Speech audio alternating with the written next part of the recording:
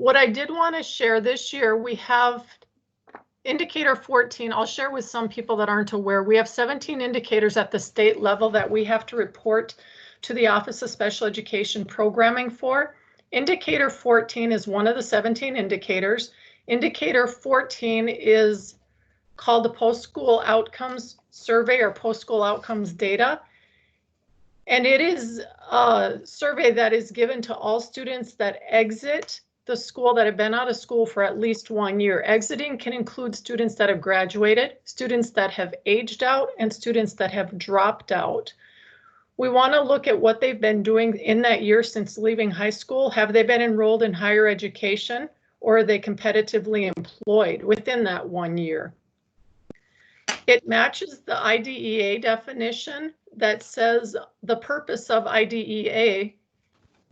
Sorry, Amy, am I stealing your show? No, you're fine. I'm not going to talk about that since you're talking about it. That's fine. The purpose of IDEA is to ensure that students with disabilities have a free, appropriate public education that emphasizes special education and related services to meet their unique needs. And this is the part that relates to indicator 13 and 14, and to prepare them for further education and employment. So indicator 14 is looking at those pieces that tie into the education and employment of those students. This year we have around 780 different leavers or students that have exited through dropout, aging out, or graduating. We have 9 state call team members. So on the state team that is going to call students statewide, we have 9 people. Last year we had 3. This year we have 9 units that have opted in or have chose to conduct their own surveys locally. Last year we had 6. So I've been happy with the increase of numbers.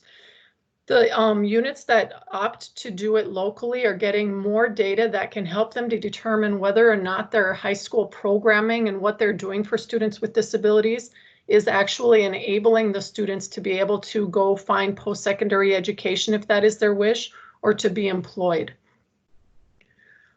Jerry Tevens is my special education director. She's not able to join this morning, but she did want to take the time to thank everybody for their participation in both the training and for the indicator 14 data collection that is going to be coming up next month. And with that, I am going to introduce Amy Lance. Amy Lance works with Data-Driven Enterprises. She is going to conduct the training for the post-school outcomes survey.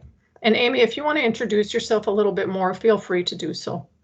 Sure. Hi, everyone. I am Amy Lance, and I'm the project director at Data-Driven Enterprises. I am based out of Laramie, Wyoming, and Data-Driven Enterprises is contracted with NDDPI to collect the indicator 14 post-school outcomes data.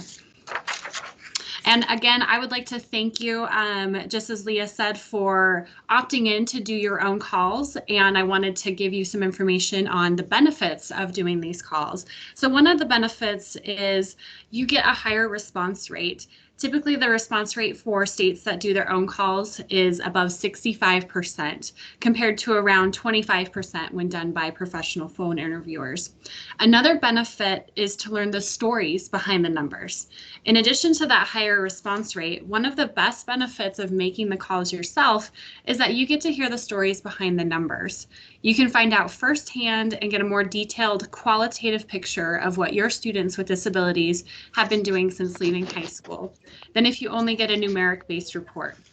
You will also gain insight to any potential areas of improvement at your high schools for students with disabilities. You can start calling and interviewing students on June 1st. The window ends on July 1st. You'll get an email from Data-Driven Enterprises with a password-protected call list, a copy of the phone interview protocol, and an instructions and FAQ document. So what is the process for doing the calls? You will need to review that phone interview protocol and become familiar with the questions. I would recommend reviewing the instructions and FAQ document as well. Then you'll need to decide on a data collection method that works best for you, on paper or directly into SurveyMonkey. And you can call and interview the students. If you do not reach the student on the first call, we recommend 6 attempts to each available number. All of the interview data must be entered into SurveyMonkey. Lastly, you'll need to track the call dispositions, also known as the outcomes of the calls for the students who you were unable to interview in the call list spreadsheet. Once you have finished the interviews and all call attempts, you'll need to upload the completed spreadsheet to a secure site. Emmanuel will be sending out the information for the secure site later. The call disposition lets us know the outcomes of each call attempt and when the interview was completed. And we'll know who not to try contacting again, if they ask to be taken off the list, if they refuse to participate, or if they are deceased. We'll use the information for final reporting as well. I mentioned earlier that you should review and familiarize yourself with the complete phone interview protocol and the instructions FAQ document. This is just so that you can be prepared. Now I'm going to open up the phone interview protocol. Okay, so I've opened the protocol and I'm hearing some feedback. So if you are not on mute right now, if you could mute yourself, that would be helpful. So we'll just walk through a few things. First, there's the URL at the top right of the protocol. This is the SurveyMonkey link where you'll enter the data. Second, you'll notice that there is generic italicized text in brackets. This is information that should be customized to your unit and the person doing the interview. Third, there are 5 notes that review what to do if the student is not able to talk on the phone, if a person asks why you want to speak to the student, if they'd like to contact someone from the student, what to say if you reach a voicemail box, and a technical note about using the previous button in SurveyMonkey rather than the internet browser's back button. Next, you'll see some text highlighted in yellow throughout the protocol. These are notes for you and shouldn't be read to the student during the interview. For example, the first set of highlighted text just indicates that you are providing the answers. It's the student ID, the student first name, the special education unit, and your email address. Then on page 2, there is skip logic. This text tells you which item to go to next. If you are doing the interview directly in SurveyMonkey, you won't need to worry about the skip logic because it is set up to skip to the correct question automatically based on the answer selected. And the protocol is broken into 4 sections. There's an education section, employment, additional questions, and a dropout section. Now we're going to go to the instructions document. This is just a 2-page document, but it will be a helpful reference when doing the interviews. There are quick instructions at the top, then information about the call list and disposition tracking. This section includes possible call dispositions that can be used, such as blocked call, completed, language barrier, take me off the list, wrong number, etc. And that last are the frequently asked questions. I won't read through them all, but I just wanted to point out a few of them. Item number 1, ask what to do if the student is not able to talk on the phone because of his or her disability or not being available. You may ask the person on the phone the questions about the student. Acceptable respondents include parents, guardians, and other family members. Then item 6 asks how many times you should attempt to call each student. We suggest attempting each available number a minimum of 6 times for each student. And then for SurveyMonkey, once you are finished interviewing and entering information for a student, it will loop back to the beginning of the survey and will be ready for you to enter information for the next student. Now we'll take a look at an example of the password protected call list and this with the students who need to be interviewed for the sample. Again, this will be emailed from Data Driven Enterprises to each individual unit that opted in and the state staff members doing the calls. It includes up to 4 phone numbers based on information submitted by the unit.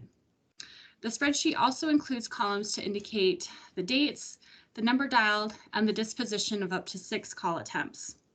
The tracking spreadsheet will help you keep track of which numbers for a given student are working or not working. The last column is to indicate the date the interview was completed.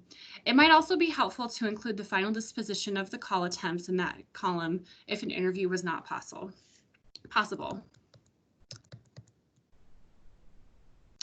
So take a look at my example here with the dates, the numbers dialed, and the dispositions filled out. In my attempts to call Mickey Mouse, I reached the voicemail the first call and then completed the interview on the second call attempt. For Donald Duck, I completed the interview on the first call. For Snow White, I tried the first phone number available and there wasn't an answer. Then I tried the second number and there wasn't an answer again. Finally, I tried the third phone number and she asked me to take her off the list.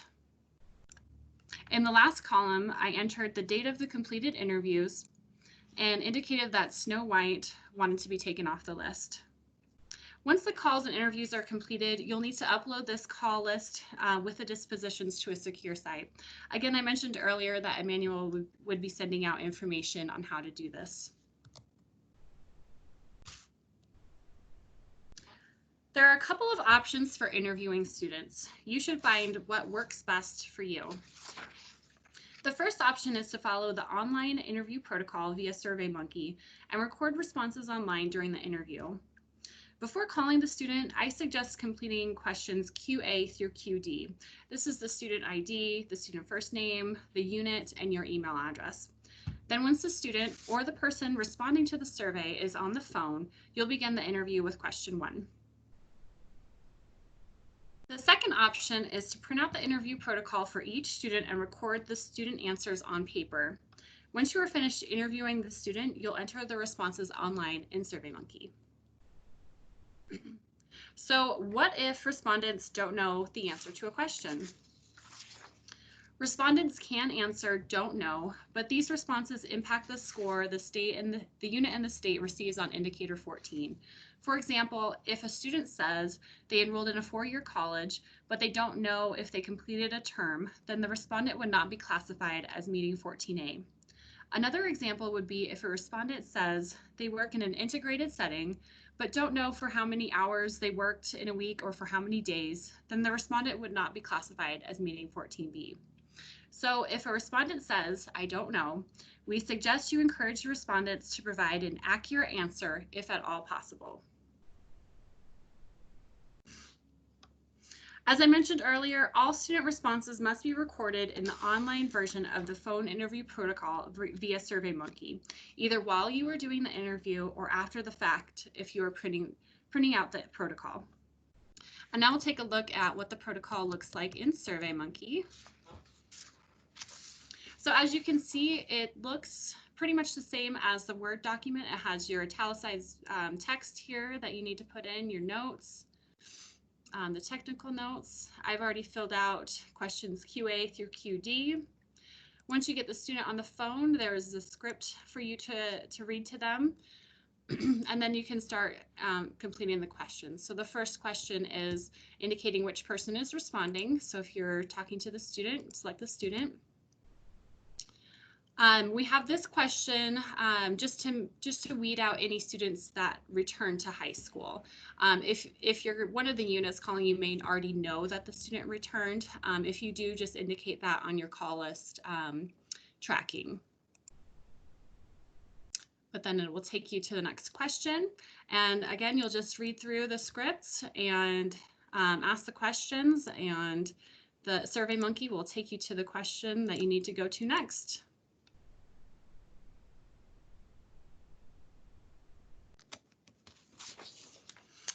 So are there any additional questions, any questions for me or for Leah right now?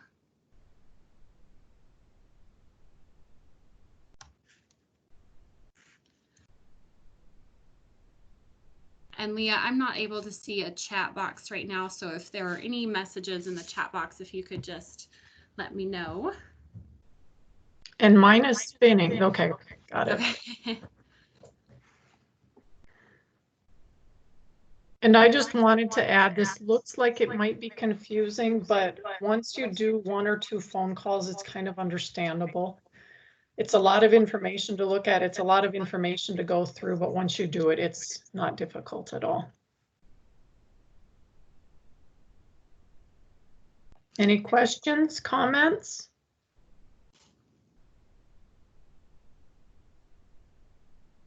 Anybody that might have done this last year want to offer any advice to some of the new people that might be doing it this year?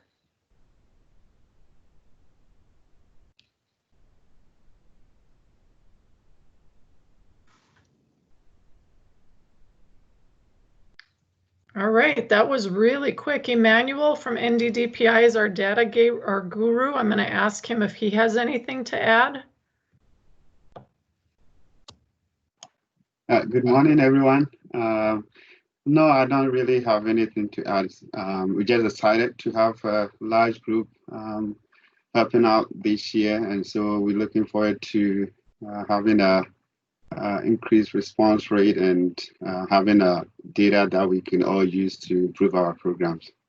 So a big thank you to everyone who's volunteered to do this. Thank you.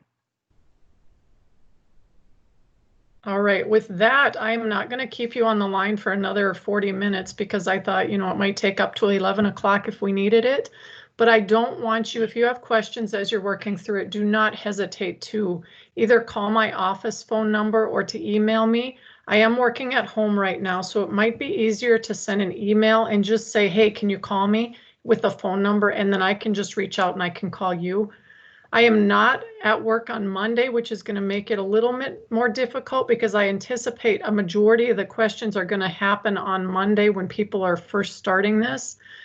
So if we have any questions, I'll get a hold of you as soon as I can on Tuesday the 2nd. Yeah, there's a question on the chat. Okay. Amy, the question is, what is the process to get set up for SurveyMonkey? So we will be sending all of the information to you. There's really no setup other than just, let me go back to SurveyMonkey here. Really the only setup that you need to do is grab the information. So you'll just put in the URL for the protocol, and then it'll bring you to the page. This is the information that you'll put in before you call the student. And that can be grabbed from your call list spreadsheet that you'll be sent as well. So all of the materials that you need will be sent to you. Is there a way for them to look at SurveyMonkey prior to actually entering any of the data into a live survey?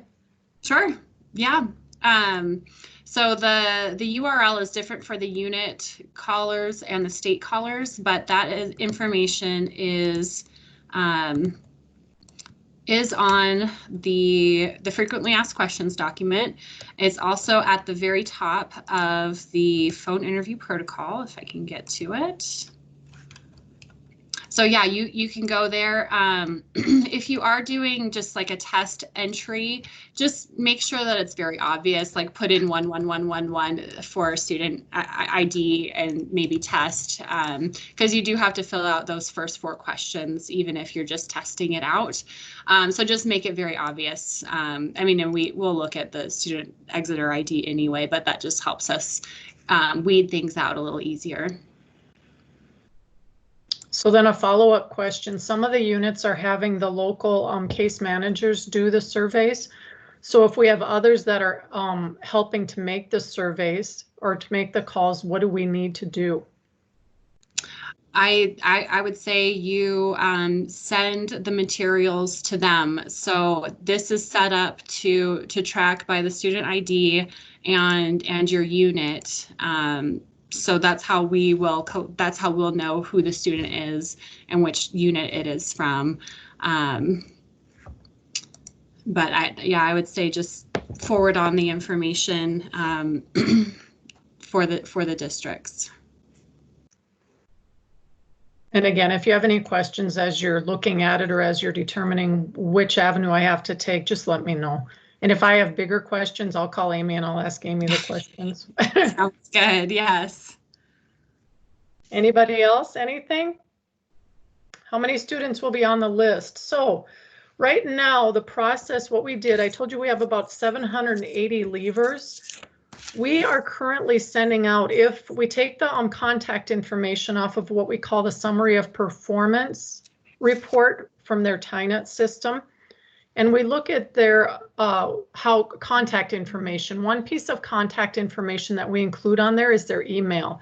If they had an email, we sent an email last Monday. We started that, and we will be closing that prior to you starting the call. So it kind of depends on how many people have answered through email. But if we look at 780 leavers, I believe that the units each have their own number depending upon the number of students that have left last year. That takes out, I think I estimated about 120 that it takes out. So that leaves us about 660 for 9 people. So if we divide 660 by 9, we're going to get about what? 70 phone calls a piece, I believe, depending upon how many email contacts were made. So maybe 55 to 70, depending on how many students are still in the sample.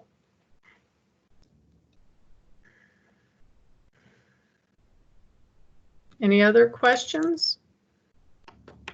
For the state team, the people that are calling for the state team, you're not going to be calling any specific district. You might be calling some students from the Bismarck area. You might be calling students from Rugby. You might be all over the state, depending upon who's drawn to put into your call list. For the units that are calling, they're going to be calling students that are only within their districts that they serve with their special education unit.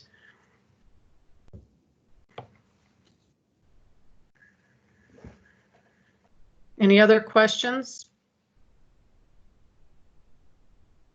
All right, even today, if you have any questions that might pop up within the next half hour, within the next 6 hours, don't hesitate to give myself or Emmanuel a telephone call or an email. And if we have to go further, like I said, we'll get Amy involved and reach out and have her help with some of the questions. If you run into any technical difficulties, which we did not have a lot of last year, but if you do, just let either myself or Emmanuel know. And then again, we can reach out to Data Driven Enterprises, to Amy or Carol, and we can go ahead and get your questions answered. Where is the recording being stored? That's a wonderful question. This is the first time I've ever conducted a virtual training through Teams that I recorded. So I believe when I get done, I will get the link as the facilitator. And I think I can copy it over into a different mode, and I can actually email it to all of you guys. But I'll figure it out, and then I'll let you know through an email how we can get it out to the people that need it. And I'd like to send it to all of you again in case you just want to hear it, because it was a really quick rundown of what the whole process entailed. So I guess the answer to where's the question recording being stored, the question is, I'm not quite sure at this time, but I'll figure it out and we'll get it.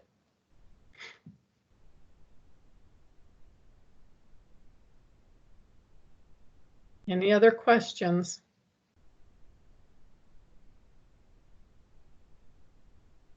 All right, with that, I'm going to let you go, and I'm going to ask you or hope that you all have a wonderful week. It looks like it's supposed to be gorgeous outside this week. Go enjoy some of the sunshine and fresh air and enjoy your summer that is to come. Thank you very much again. Thank you, Leah. Have a good one. Thank you. Thank you, Amy.